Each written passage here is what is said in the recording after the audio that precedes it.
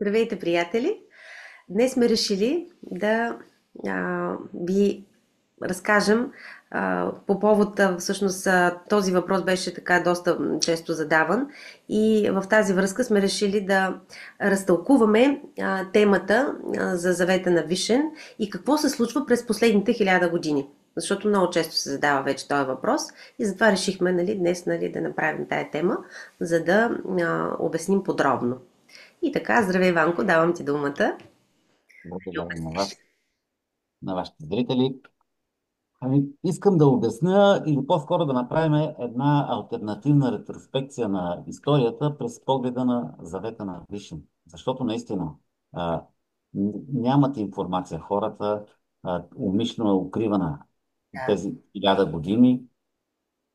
Завета на Вишен е даден през 946 година на царица Олга. Ние сме го разказвали многократно тук.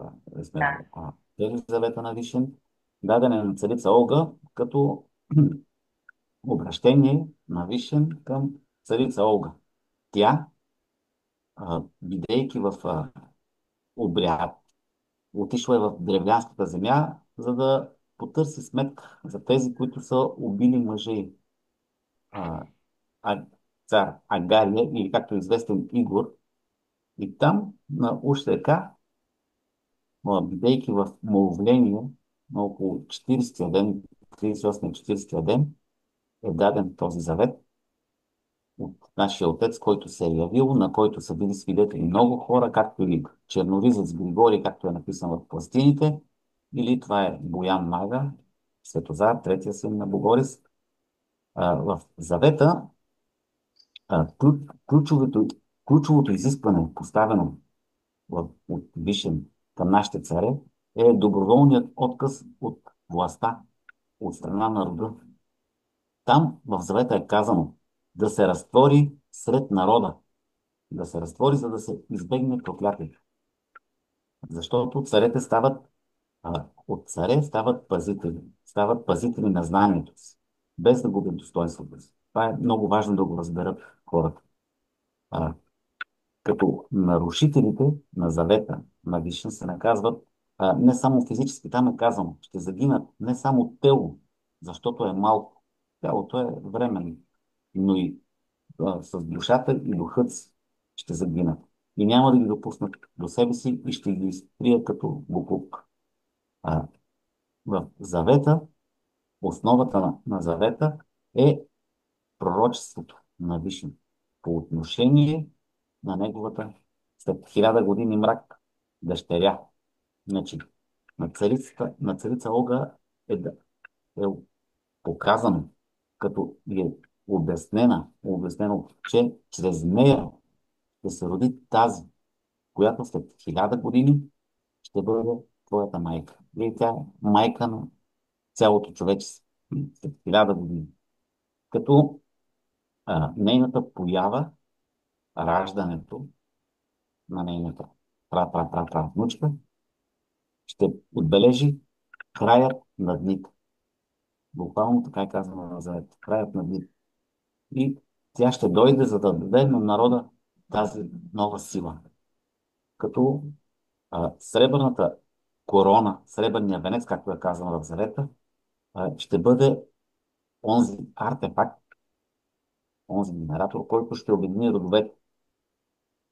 И всичко, което тя пожелая, когато надене сребърния си венец, аз ще изпълня. Значи, тук може да погледнем всички тези исторически събития, които са настъпили след даването на завет. Първо, по отношение на царица Олга, това, което се е случило в, както казват тогава, Киевска Рус. Въпреки че това е прието в историята и затова използвам този термин. Киевска Рус. А, значи, първо, Олга никога не е била християнка. Както казват, че тя е покръстила Киевска Рус. Никога не е била християнка. След приемането на завета, тя отива в Цариград или в Византион, тогава, както се казва. Значи, отива там, защото тя е била бременна. По време на получаването на завета е била бременна с дъщеря си, Златослава. И в завета на Вишен е казано, в тайна трябва да пазим дъщеря ти, Златослава. Тя ще е тази, чрез която ще се роди след 1000 години нашата материнка, онази, която ще даде сила на народа. А, Тя отива в Цариград, където оставя. Тя ражда дъщеря си по време на пътуването и е била, както и той в хрониките, в Заглиците хроники е казано, че тя слиза с дете на ръцете си. Тя е била още след раждане, стояла е 40 дни в нейния си дворец в тяхната столица, който дворец после е превърнат, тогава се е казвал Айя София и сега е така наречено мечетство, което е направено вече джамия. След Света София, после черква го правят християните и така. Това е бил дворецът на рода. А, с Златослава там остава при нея а, нейният хранител, който поема отговорност за нея. Това е Черноризец Григорий или Боян Маля. Нейният чичо, по-скоро дядо. Дядо, чичо, Да, да. да, пак чучи, да. Който е брат на дядо. Да. Боян Маля е брат на дядо. Да. Нали, тя а, по този начин а, у- свързва двата рода. Свързва двата рода в северния и южния род. Като а, християнската религия в последствие всичките тези неща ги е укрила. Умишлено. Умишлено са укрити, умълчани, както се казва. А, Това е най-големия подвиг на нашите царе. Доброволното умиране на народа. Значи, това е властта, която реално остават на тези след тях, на онези князе, които не изпълняват княжеския закон, както е казано. И ще тързаят народа тези князе, които не изпълняват княжеския закон. По същия начин стои въпросът, докато нас, в Южния род, при Богорис, Борис Първи, както е известен. Значи, църквата фалшифицира конфликта между въобще Богорис и синът му Владимир Васат. А Владимир Васат е, който е бил също с особени сили, знаел е завета на Вишен, присъствал е на последния царски обряд, който Богорис е правил, чул е наставленията на Вишен и е дал клетва, че ще изпълнява завета му до смъртта си. Тук изобразяват християнските хроники, като Владимир Васат е поискал да връща старата вяра, баща му дошъл, свалил го от трона. Не, тези два доброволни отказа, които прави Богорис от трона си веднъж в 889 в полза на Владимир Разатев и после в 893 в полза на втория му син Зарислав или Симеон, както е известно в историята, те са не политически маневри, а това е спазване на завета на Вишен, който го е дал като завет да се разтворят, царете ни да се разтворят сред народа. И по този начин минаването, говори за манастир, е изпълняване на завет. Изпълняване на завет. Значи, след 15 век църквата вече абсолютно всичките, където е упоменато за завета, всичките източници ги укриват. Укрива, пренаписват, както знаем, с новата азбука, която създават нещата. И въобще всичко фалшифицират. Значи, пророчеството за хилядолетната скръб е, че през тези 1000 години са и глад, и войни. Всички знаем, че тези 1000 години са горе-долу в историята известни. Глад и скръб и войни, но най-вече мерзост на духа, моралния опадък на хората. Това е най-страшното, което се е случило за тези 1000 години. Мерзостта на духа, което е в момента най-големия проблем за хората. Всички те са забравили кои сме ние. Кои сме ние? Айде, като сребърната корона е онзи артефакт, символа на първородството, който ще обедини чрез онази, която вече е родена, която е тук при нас, Лея Владимировна, която е, всички знаем, наследник, която и на царица Олга, и на Григорис, на нашите царе. А, значи, в съвета е казано, нейните решения, всичко, което тя реши, аз ще изпълня. Всичко, което тя пожелая, аз ще изпълня. А тук хората трябва много добре да осъзнаят, че това, което го разказваме, е записано в сребърни пластини. Те са хиляди. Нашата родова летопис, изложената книга, всичко това е записано на сребърни пластини, които няма как да бъдат подменени, както се подменя историята, написана на хартия. А, най-голямата, кажем, най-големият проблем е фалшифицирането на историята и подмяната на историята. И за Погорис, който казва, че е покръстил народ. Покръстил, не го е покръстил, а просто е приел формално християнство. Приел е формално християнството, за да може да спаси народа, за да остане народ. Защото войните, които са били тогава, тези болести, които са донесли византийците, са водили народа към изтребление. Всичките тази истинска летопис и стария дума е укрита. Тук искам, може би, на хората да обясня следния факт. Никой не знае, или тези, които някога са прочели, са чували кой е Вишен. Вишен е нашият отец. Онази божествена енергия, която е първичната енергия на Земята, което е нашето върховно божество, което олицетворява световния ред и духовната енергия. Той е единен, но и множествен. В него се събират цялата Вселена. В енергията на Вишна събрава цялата Вселена, защото Бог е един, но в своята множественост. И никой не може да раздели тази множественост. Никой. Цялата Вселена, Земята е част от Вселената, е единно цяло с енергията на Вселената. Това е първата енергия, родена на Земята. Вишна. От нашата прамайка Айра. Много пъти сме го разказали, да не се повтарям. Това са при раждането се дават свещените правила, кон, по които трябва да живее човечеството. Кон. Затова сме конен народ, не че сме язали, но че сме изпълнявали кона, дадени от боговете. Това са правила. Когато човек не живее по кон, за съжаление се получава наказанието, когато иде там, когато вече не е на тяло. И друго, което може би поражда такива чести въпроси и задават, а, да обясня за свещеното колело на вечността на арийските родове или така наречената сластика. На езика, който сме говорили, сласти или сласти означава благобитие.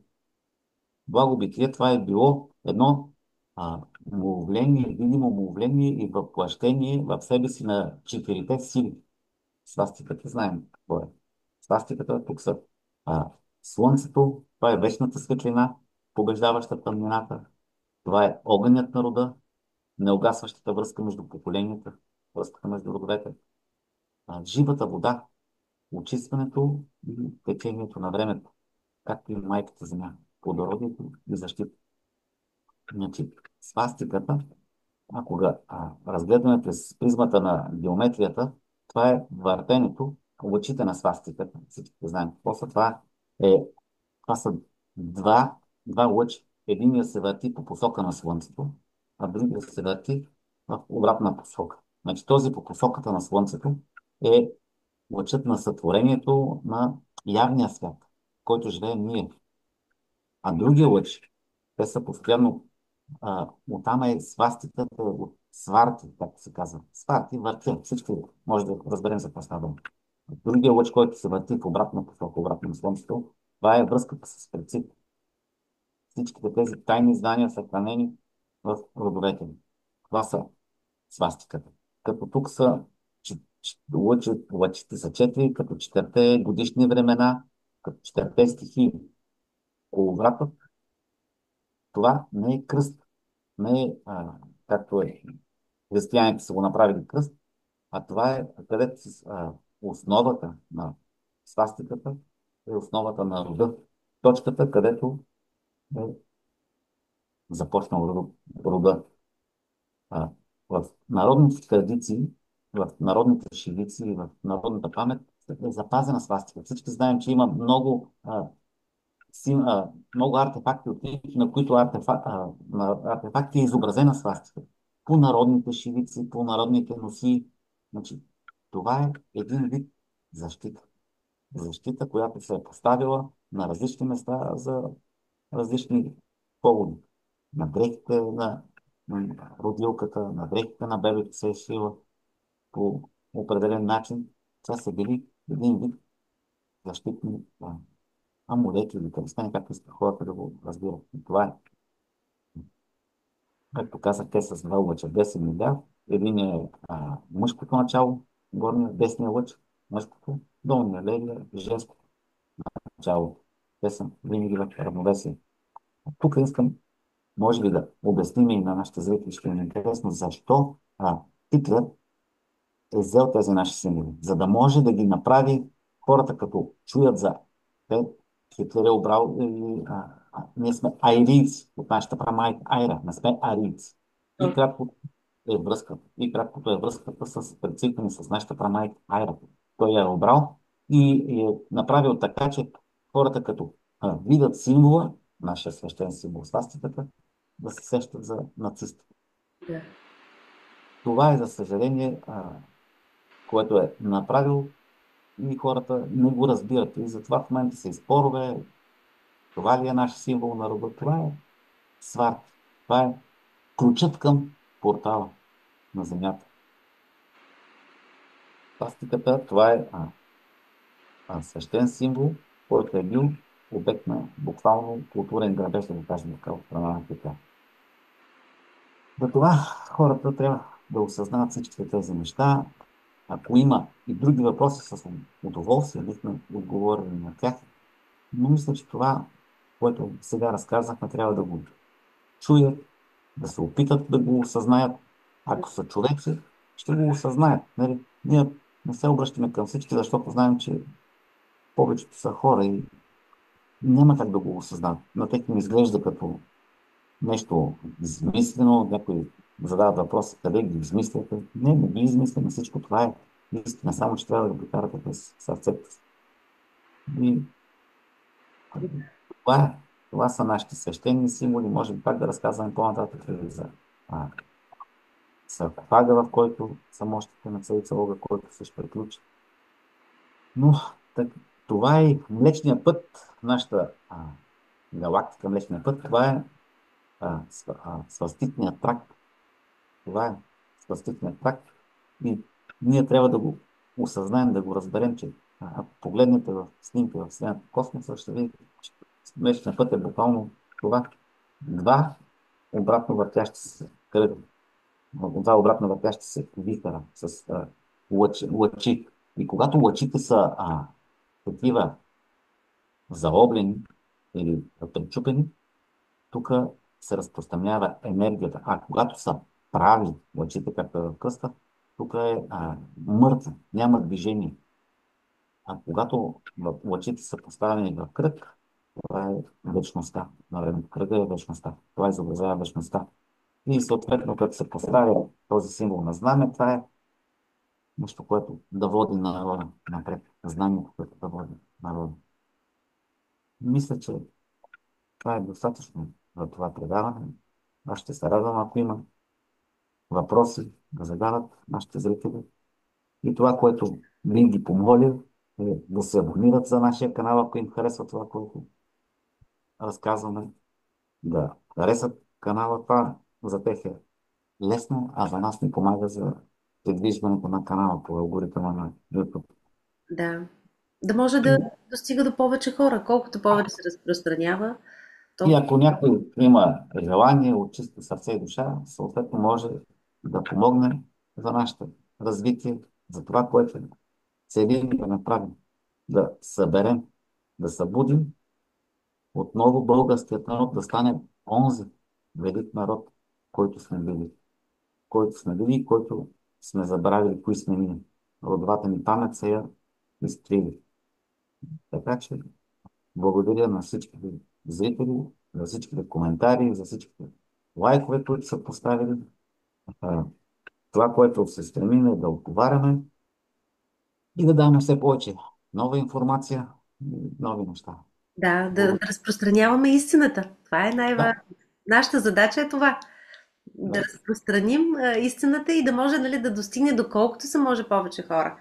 Това е най-важното и затова и благодарим на всички, които вече са се присъединили. Тук последните дни изключително много хора има присъединени, гледат видеята, има наистина много така гледаемост и затова сме още по-благодарни на всички вас и можем да ви пожелаем да продължавате така, да ни подкрепете, да бъдете здрави, най-важното.